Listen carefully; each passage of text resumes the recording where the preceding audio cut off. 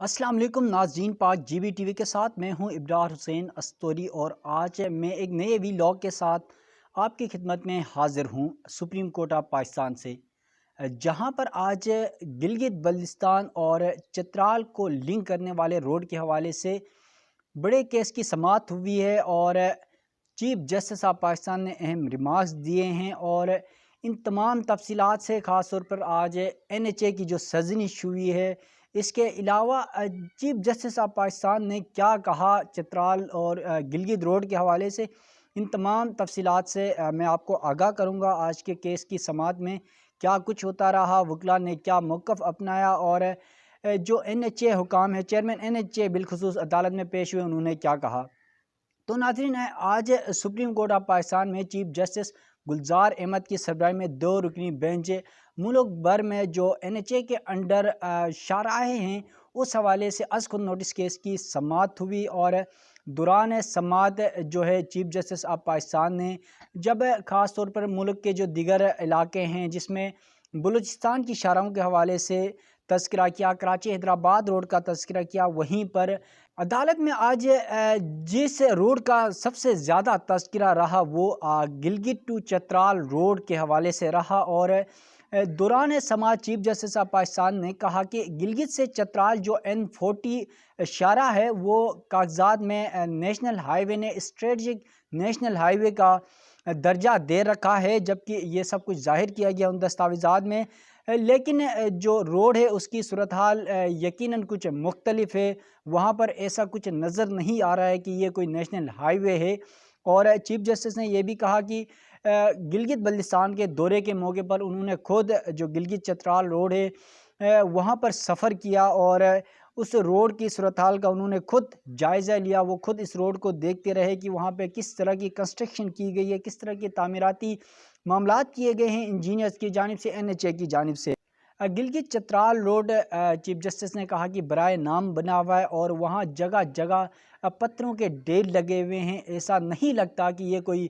Road है, यहाँ पर गाड़ियाँ भी चल नहीं सकती। तो यहाँ पर जो इंसानी जानें हैं उनके लिए बहुत ज़्यादा खतरात लाहक हैं। चीफ जस्टिस ने ये भी कहा कि गिलगित चित्राल रोड जो है उसकी तामीर कागज़ों की हद तक तो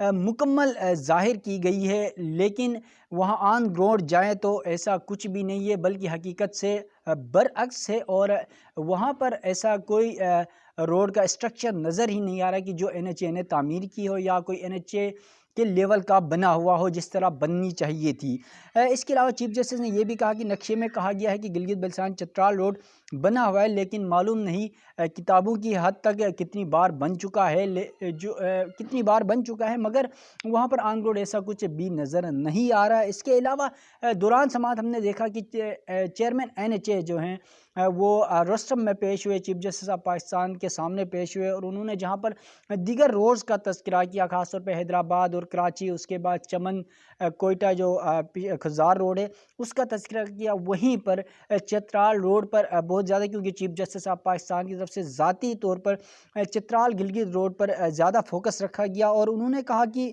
जो गिलगित चित्राल रोड है पहले सूबाई हुकूमतें खैबर पख्तूनख्वा और गिलगित बल्तिस्तान वो तामीर कर रहा था, उनके अंडर आता था, मरम्मत का काम भी सूबाई हुकूमतें करती थी। ताहम अब 1 साल हो चुका है, ये तमाम जो रोड है NHA के अंडर आ गया है, गिलगित से जो चित्राल रोड है।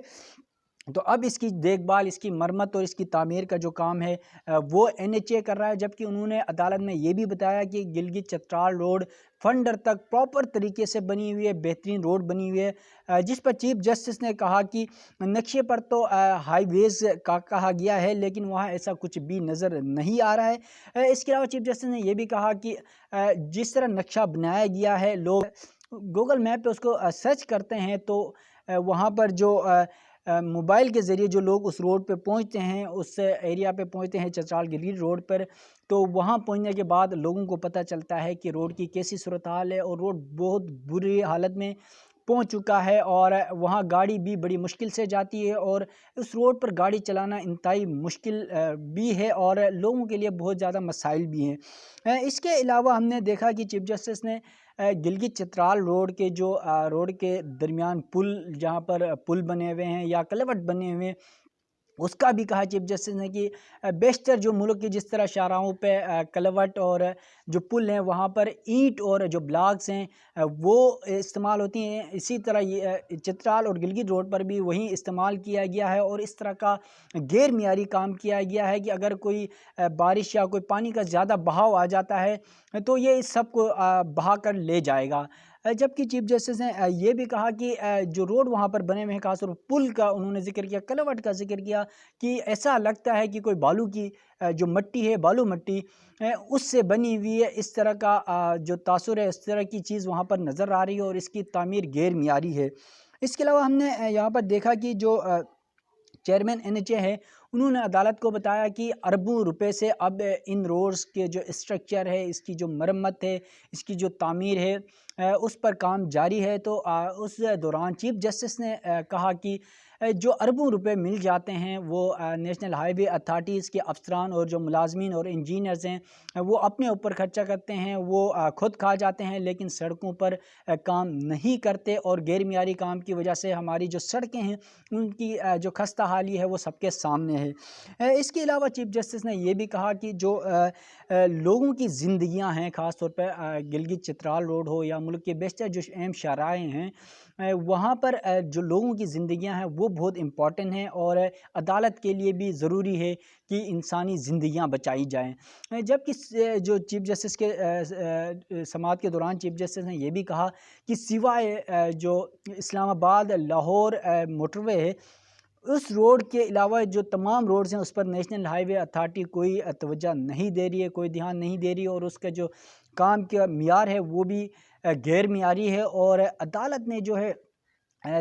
دسمبر تک اس کیس کی سماعت ملتوی کر دی ہے، اور NHA چیئرمین کو یہ کہا ہے کہ تمام جو ملک بھر کی شاہراہیں جو NHA کے انڈر آتے ہیں، جو NHA اس پر ورک کر رہا ہے، ان تمام کی مکمل تفصیلات جمع کرائیں۔ تو جو دسمبر میں اس کیس کی سماعت ہوگی اس میں گلگت چترال روڈ کے حوالے سے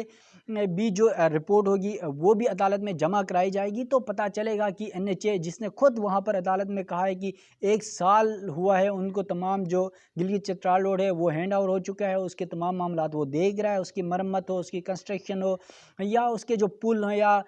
دوسرے جو معاملات ہیں وہ سب کچھ وہ دیکھ رہا ہے۔ تو اب کیا رپورٹس یہاں پر جمع کرائی جاتی ہیں، اور ممکن ہے کہ جو عدالت کی آنکھوں پر دھول جھونکنے کی کوشش بھی کی جائے گی، لیکن جو چیف جسٹس آف پاکستان ہے جسٹس گلزار احمد وہ خود گلگت گئے تھے 1 سال پہلے، اور انہوں نے تمام وہاں پر جو چترال گلگت روڈ ہے اس پر خود سفر کیا ہے، اور اس راستے کو انہوں نے دیکھا ہے، جبکہ وہاں لوگوں کی بھی شکایات چیف جسٹس کو موصول ہوئی تھی اس روڈ کے حوالے سے۔ تو اسی وجہ سے یہاں پر اب جب از خود نوٹس کیس کی سماعت چل رہی ہے ملک بھر کی شاہراہوں پر، تو عدالت نے NHA کو انسٹرکشن دی ہے کہ وہ تمام جو تفصیلات ہیں وہ جمع کرائے۔ ناظرین، میں آپ کو یہ بھی بتاتا چلوں جو گلگت چترال روڈ ہے اس کی اہمیت، اب یہ عدالت سے ہٹ کے میں آپ کو کچھ امپورٹنس بتانے چاہ رہا ہوں اس روڈ کے حوالے سے، جو چیف جسٹس آف پاکستان کی نظریں اس روڈ پر کیوں ہیں۔ دیکھیں، گلگت بلتستان اس وقت سی پیک کی وجہ سے پوری دنیا کا ایک مرکز بنا ہوا ہے، لوگوں کی نظریں اس خطے پر ہیں، تو اس مناسبت سے جو پاک چائنا سی پیک ہے پاکستان اور چائنا کے درمیان، تو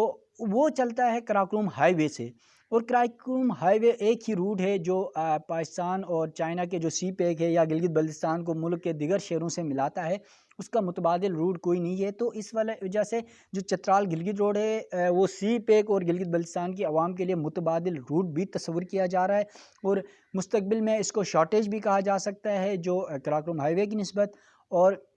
اس روڈ کو سیف ترین بھی کہا جاتا ہے۔ جبکہ اگر یہ روڈ تعمیر ہو جاتا ہے تو جو کراکرم کے بجائے چترال گلگت روڈ سے اگر ٹریفک روانی ہوتی ہے تو یہ راستہ شارٹیج بھی پڑ سکتا ہے، اور یہ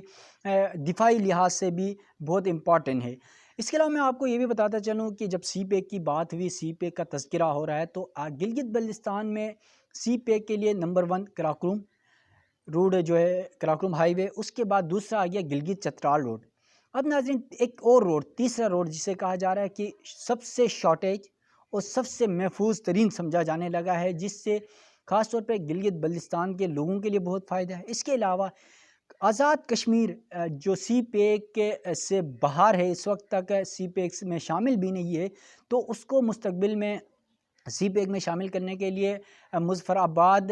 بائی اسلام آباد سے مظفر آباد، اور اس کو لنک کیا جائے گا گلگت بلتستان کے ضلع استور سے، اور وہاں استور میں اور جو آزاد کشمیر ہے اس کے درمیان ایک شونٹر ٹاپ ہے، وہاں پر ٹنل بننا ہے، 12 کلومیٹر کا ٹنل ہے، اس کی فیزیبلٹی وغیرہ بھی بن چکی ہے۔ جبکہ کشمیر کی سائڈ میں ہم نے دیکھا گزشتہ کچھ دن پہلے کی بات ہے کہ آزاد کشمیر کابینہ نے جو شونٹر روڈ ہے اس کے حوالے سے منظوری بھی دے دی ہے، اور آزاد کشمیر کی طرف سے باقاعدہ طور پر اس پر کام بھی شروع کیا جائے گا۔ جبکہ گلگت بلتستان کی جانب سے، کیونکہ وزیر اعلیٰ گلگت بلتستان خالد خورشید کا میں ذکر ضرور کروں گا کہ ان کا حلقہ انتخاب ہے اور خاص طور پر رٹو کے ہیں، وہ تو رٹو سے ہی گزر کے یہ روٹ جائے گا شونٹر کی طرف، اور اس روڈ کے بننے سے گلگت بلتستان جو ہے منی دبئی بن سکتا ہے، اور وزیر اعلیٰ خالد خورشید بھی یہی چاہتے ہیں کہ اس روڈ کو تعمیر کیا جائے، جس سے جو فائدہ ہوگا گلگت بلتستان کے عوام کو۔ اگر ہم کراکرم ہائی وے کے ذریعے اسلام آباد پنڈی آتے ہیں تو تقریباً